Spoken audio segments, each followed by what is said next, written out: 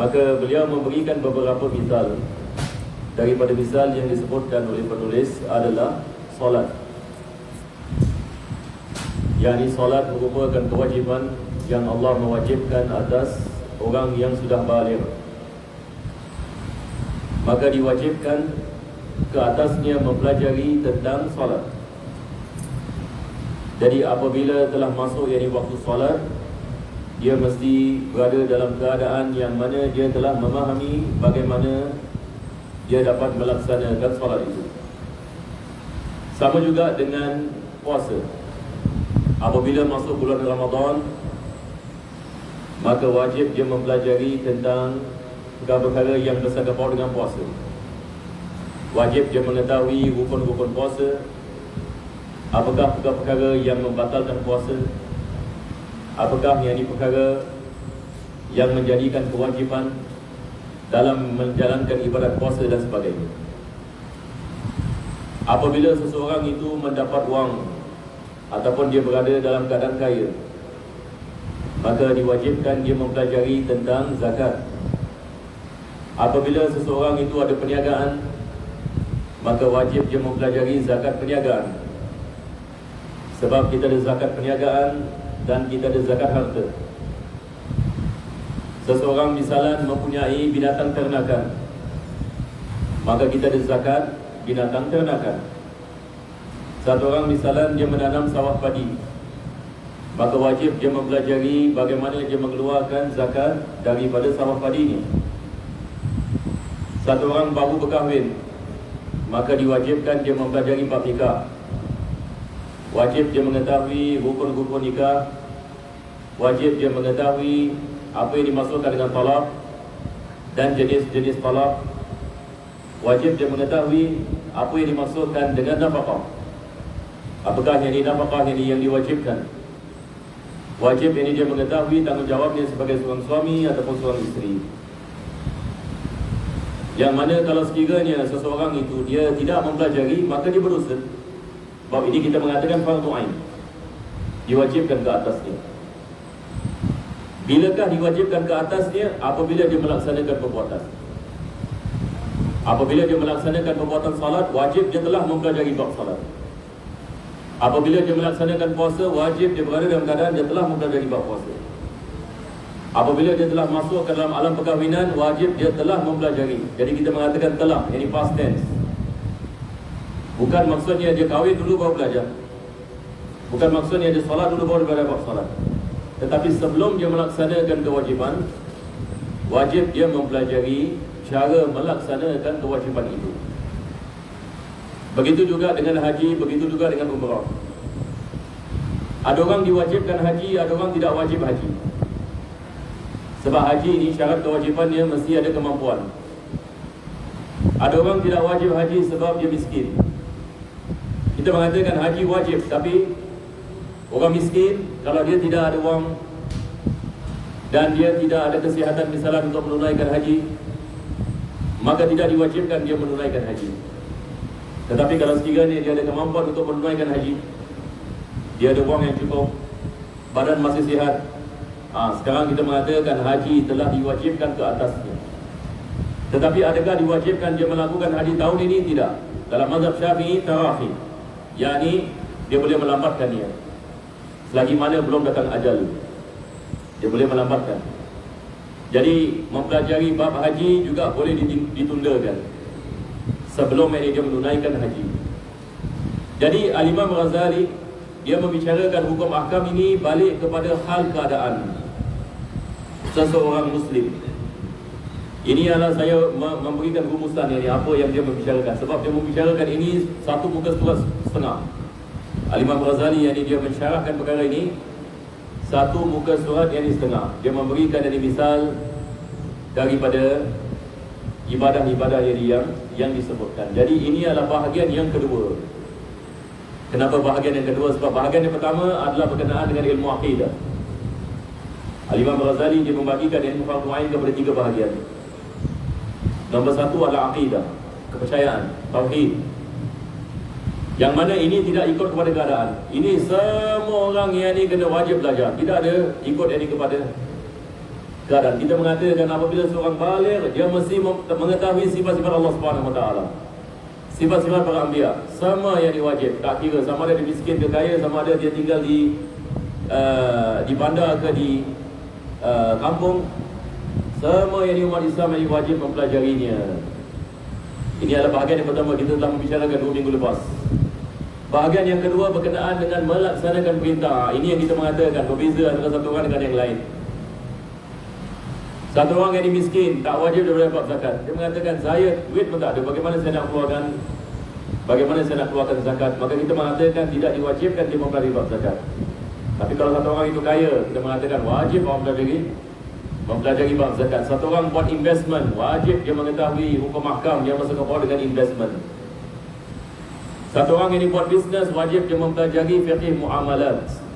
Bagaimana dia nak melakukan jual beli, nak membezakan jual beli yang sah dengan jual beli yang tidak sah. Apa yang dimaksudkan dengan riba? Apa yang dimaksudkan dengan riba al-fadl? Apa yang riba nasi'ah? Jenis riba.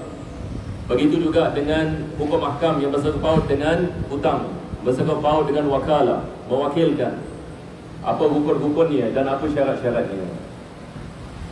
Jadi kalau kita merenungkan perkara ini dan kita lihat kepada diri kita dan menanyakan soalan ini, adakah kita telah mempelajari apa yang diwajibkan oleh Allah Subhanahu Wa Taala bagi kita mempelajari? Maka hari ini perlu kita muhasabah diri. Sebab kita tak mau tinggal dalam maksiat, tinggal dalam keadaan maksiat sedangkan kita tidak mengetahui kita melakukan maksiat.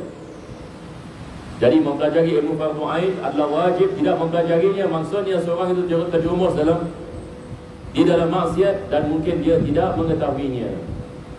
Jadi ini adalah perkara yang kita nak kena selesaikan supaya Allah Subhanahu Wa Taala memberkati kehidupan kita, supaya kita dapat menjalankan kehidupan kita dalam keadaan Allah Subhanahu Wa Taala sentiasa sebagai dai. Sekarang kita akan masuk kepada bahagian yang ketiga. Bahagian yang ketiga adalah mempelajari tentang ilmu berkenaan dengan benda-benda ataupun perkara-perkara yang diharamkan ke atas kita. Ya, ini Allah Subhanahu Wa Taala dia mewajibkan kita melaksanakan perintah-perintahnya. Betul ke tidak? Dan juga Allah Subhanahu Wa Taala mewajibkan kita menghindarkan daripada larangan-larangannya. Jadi diwajibkan kita mempelajari apakah perkara yang diwajibkan dan juga diwajibkan kita mempelajari apakah perkara yang diharamkan. Sebab kalau kita tidak tahu apakah perkara yang diharamkan, mungkin kita terjebak dalam maksiat dan kita tidak mengetahui. Jadi ini juga adalah ilmu fardu ain. Wajib kita mengetahui apakah perkara yang diharamkan oleh Allah Subhanahu Wa Taala. Ini mungkin saya memberikan misal, banyak misal. Di dalam Islam mengumpat adalah haram. Mengumpat. Baik, apakah yang dimaksudkan dengan mengumpat? Ini pun kita nak kena faham. Mengumpat ini maksudnya kita membicarakan sesuatu tentang saudara kita yang Muslim di belakangnya. Dia tidak ada dalam majlis, dia tidak ada. Kita membicarakan tentangnya sesuatu yang benar. Akan tetapi kalau sekiranya dia berada dalam majlis, dia tidak akan menyukainya. Ini adalah mengumpat. Sebab ada orang dia salah faham. Dia menyangkakan mengumpat ini maksudnya kita menipu ke atas tu. Jadi dia tidak melakukan sesuatu, kita menuduh dia melakukan sesuatu. Ini bukan mengumpat, ini fitnah. Lebih dahsyat daripada mengumpat. Tetapi mengumpat ini maksudnya dia membicarakan perkara yang benar. Misalnya ini satu orang ini dia ada keaiban bagi dirinya. Tidak ada orang mengetahui melainkan kita mengetahui keaibannya. Jadi apa orang ini buat, yang ini dia menyebarkan keaiban fulan bin fulan. Dia mengatakan kau tak tahu orang ini dia ada begini dan begini dan begini. Tapi dia memang ada keaiban itu. Tetapi orang tersebut yang ini dia tidak akan meredai kalau dia dengar ini. Maka ini adalah mengumpat. Mudah-mudahan Allah Subhanahu Wa Taala memberikan kepada kita taufik dapat kita menghindarkan musibah ini. Dan Nabi SAW mengajarkan kepada kita jangan duduk dalam majlis mengumpat. Kalau kita lihat ada 2-3 orang sedang mengumpat, maka kita niat mufaraqah. Jadi maksudnya jangan ada kita duduk bersama mereka. Sebab ini kita duduk dalam majlis maksiat, kita juga menanggung yang ini maksiat. Itu sebab dalam Islam penting kita cari sahabat-sahabat yang baik. Sahabat-sahabat yang mengingatkan kita tentang Allah. Sahabat-sahabat yang mengingatkan kita tentang Islam dan sunnah dan amalan-amalan yang baik. Tapi zaman sekarang pun susah kita nak cari. Tapi kita cuba insya-Allah duduk dalam majlis-majlis yang baik, sebab kita akan mendapatkan kesannya. Kita akan diberikan barakah oleh Allah Subhanahu wa taala. Jadi masjid-masjid ini adalah tempat yang barakah. Kita di masjid juga dengar benda-benda yang baik. Jadi dia memberikan kesan kepada iman kita. Mudah-mudahan Allah Subhanahu wa taala memberikan kepada kita taufik. Jadi kita akan lihat apa Imam Ghazali membicarakan pada bahagian yang ketiga ini. Dia mengatakan wa ammatuhu fayajibu ta'allumu ilmi dhalika bihasabi ma yatajaddadu minal hal wa dhalika yakhtalifu bihali syakhsi idh la yajibu 'ala al-abkami ta'allumu ma yahrumu minal kalam. Bahagian yang ketiga juga Imam Ghazali mengatakan kewajipan dia mempelajari perkara-perkara yang diharamkan juga balik kepada hal keadaannya. Masya Allah. Jadi seperti mana dia mengatakan mempelajari perkara yang diwajibkan kita melaksanakan amalan-amalannya dan perintah-perintah Allah, diwajibkan kita mempelajarinya balik kepada hal keadaan kita. Sama juga kita mempelajari tentang perkara yang diharamkan oleh Allah, dan ini juga mengait dengan hal keadaan kita. Seperti apa? Dia memberikan misal orang bisu. Orang yang bisu tidak diwajibkan dia mempelajari perkara-perkara yang diharamkan ke atasnya daripada perbicaraan. Kalau kita mengatakan kepada orang bisu diharamkan yakni awak mengumpat, tapi dia bisu, dia tidak boleh berbual, maka maksiat ini bersangkut paut dengan perbualan. Jadi Imam Ghazali mengatakan tidak diwajibkan bagi orang bisu mempelajari perkara-perkara yang diharamkan dalam perbicaraan sebagai mengumpat dan fitnah dan sebagainya. Sebab yang ini dia tidak ada keahlian untuk melaksanakan perkara yang ini tersebut. Ini adalah misal. Selepas itu beliau mengatakan wala 'alal a'ma ta'allumu ma yahrumu minan nadari. Tidak diwajibkan atas orang buta mempelajari tentang benda-benda yang diharamkan dia melihat. Satu orang pergi kepada orang buta mengatakan diharamkan ke atas awak untuk melihat aurat yakni wanita yang bukan mahram. Orang buta ini mengatakan saya ini tidak boleh melihat langsung. Dari bagaimana benda ini boleh kena yakni kepada saya? Maka di sini kita mengatakan dia tidak diwajibkan mempelajarinya. Tidak diwajibkan dia mempelajari apa yang dia boleh lihat dan apa yang dia tak boleh lihat, sebab dia tidak boleh lihat.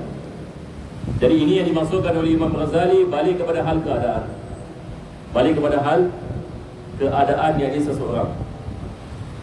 Wala 'alal badawi ta'allumu ma yahumul julus fihi minal masakin. Orang badwi yang dimaksudnya orang yang tinggal di padang pasir tidak diwajibkan dia mempelajari apa yang diharamkan ke atasnya untuk berada di tempat-tempat maksiat sebagai misal. Sebab ini dia duduk di padang pasir, dia duduk seorang diri di padang pasir. Tidak diwajibkan yang ini dia mempelajari tentang tempat-tempat di kota misalnya apa yang diharamkan. Sebab dia mengatakan saya kat sini juga, mana saya nak pergi? Maka tidak diwajibkan yang ini ke atasnya. Di sini Imam Ghazali sedang membicarakan satu perkara yang sangat penting sekali. Sebab ini kewajipan ini dia balik kepada hal keadaan. Kita lihat ulama-ulama kita zaman dahulu mengharamkan mempelajari falsafah. Ini saya memberikan misal sebab masa pun tak banyak. Saya terus lompat kat sini. Jadi untuk kita mendapatkan manfaat daripada apa disebut oleh Imam Ghazali ya. Zaman dahulu ulama kita mengharamkan mempelajari falsafah, tapi kita kena lihat konteks. Mereka mengatakan sedemikian. Mereka berada dalam keadaan yang mana semua yang penduduk dalam daerah mereka mempelajari yakni ilmu tauhid dan akidah, dan tidak ada terkesan yakni dengan apa-apa pemikiran yang lain. Maka mereka mengatakan tak perlu kita nak mempelajari tentang sesuatu yakni ilmu yang tidak ada kena-mengena yakni dengan keadaan kita. Tetapi masalah ni zaman sekarang orang mengambil perkataan yang sama, lepas itu dia apply yakni dekat keadaan yang berbeza. Ini adalah kesilapan yang saya mengatakan banyak berlaku.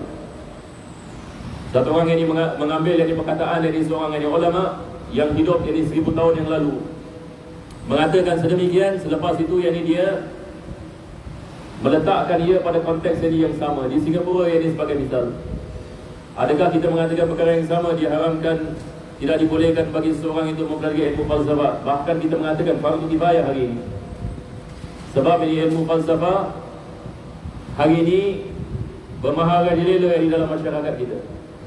Maka sebagai seorang Muslim ini untuk menjaga keimanannya kepada Allah Subhanahu Wa Taala perlu mengetahui, supaya dia tidak terjebak di dalam benda-benda yang diharamkan oleh Allah Subhanahu Wa Taala. Maka diwajibkan ke atasnya mempelajari.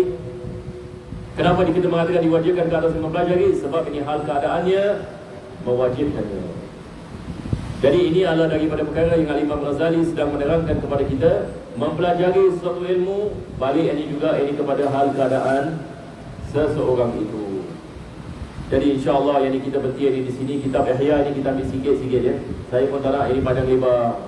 Sebab ini adalah seperti mana ulama kita mengatakan, dia ibarat ini sebagai obat. Kitab-kitab seperti ini dia ibarat obat yang bagi hati-hati yang sedang mengalami penyakit. Jadi obat kalau kita ambil terlalu banyak, jadi kita overdose. Tapi kalau kita ambil sikit-sikit, insya-Allah ini kita akan mendapat manfaat ini, insya-Allah. Mudah-mudahan Allah memberikan kepada kita taufik dapat kita mengamalkan apa yang kita telah mempelajari. Amin ya rabbal alamin. ربنا تقبل دعاءنا انك انت السميع العليم وتب علينا انك انت التواب الرحيم واختم بالصالحات اعمالنا واجرنا يا الله يا كريم فضل سبحان ربك رب العزه عما يصفون والسلام على المرسلين والحمد لله رب العالمين. تفضل الله منكم.